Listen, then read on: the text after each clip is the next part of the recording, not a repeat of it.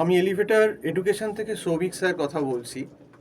আমি স্টুডেন্টদের জানাতে চাই যে যারা তোমরা 2025-এ বিবিএতে অ্যাডমিশান নিতে চলেছো বা অ্যাডমিশান নিচ্ছ 2025-এ ম্যাকআউটে, এবং অন্য ইউনিভার্সিটিগুলো যেগুলো ক্যালকাটা ইউনিভার্সিটি আছে বা আদার যে ইউনিভার্সিটিতে তোমরা অ্যাডমিশান নিচ্ছ, তো এই বিবিএ ফার্স্ট সেমিস্টারের কিন্তু অত্যন্ত ডেঞ্জার পেপার হচ্ছে ইকোনমিক্স।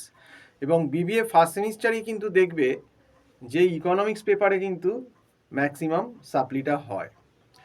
কাজেই ফার্স্ট সেমটা কিন্তু একটা সাপ্লি সেম, কারণ মাইক্রো ইকোনমিক্সের সিলেবাসটা একটা বিশাল সিলেবাস কিন্তু ইউনিভার্সিটি দিয়ে রেখেছে। এবং সমস্যাটা হচ্ছে যেহেতু বিবিএ বিভিন্ন ব্যাকগ্রাউন্ডের ছেলেমেয়েরাই পড়তে আসে এখানে, সেক্ষেত্রে অনেকে আর্টস থেকে আসছে, তারা ইকোনমিক্সের বিন্দু বিসর্গ জানে না, এবং যারা সায়েন্স থেকেও আসছে তারাও ইকোনমিক্স জানে না।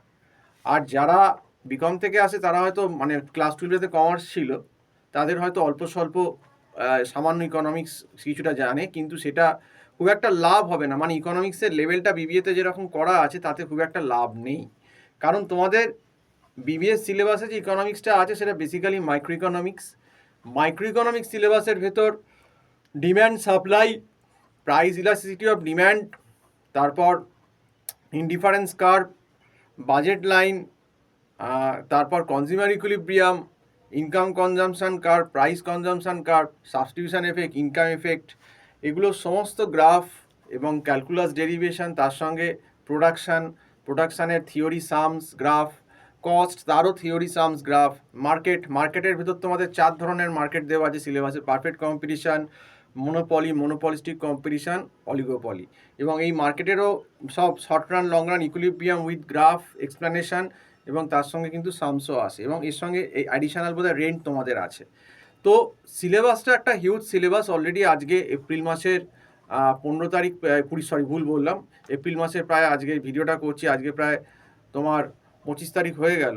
তো সেক্ষেত্রে যারা এখনও সিরিয়াস তোমরা হচ্ছ না, যারা কিন্তু এখনও পড়া শুরু করনি, এবং অবশ্যই বলবো যাদের কিন্তু ব্যাকগ্রাউন্ড নেই তারা কিন্তু একটা প্রফেশনাল টিচারের কাছে অবশ্যই কিন্তু পড়ো, নইলে কিন্তু ইকোনমিক্স পেপারটা কিন্তু সামলাতে পারবে না ফার্স্ট সেমিস্টারে বিবিএ। তো এই জন্যেই কিন্তু এই সিলেবাসে কিন্তু এত ফেল করে, কারণ তোমাদের বিবিএদের কলেজ খুলতেই দেখবে সেই ম্যাকআউটের আগস্ট সেপ্টেম্বর হয়ে গেছে।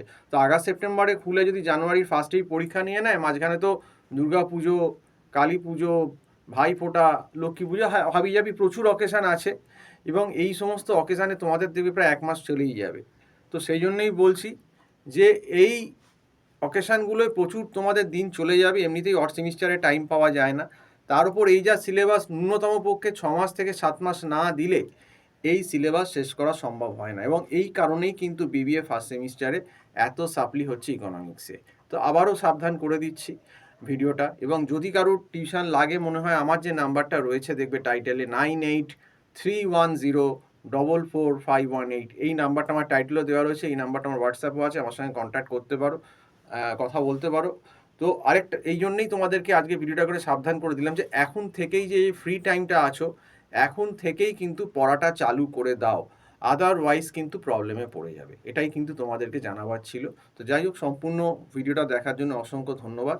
নমস্কার।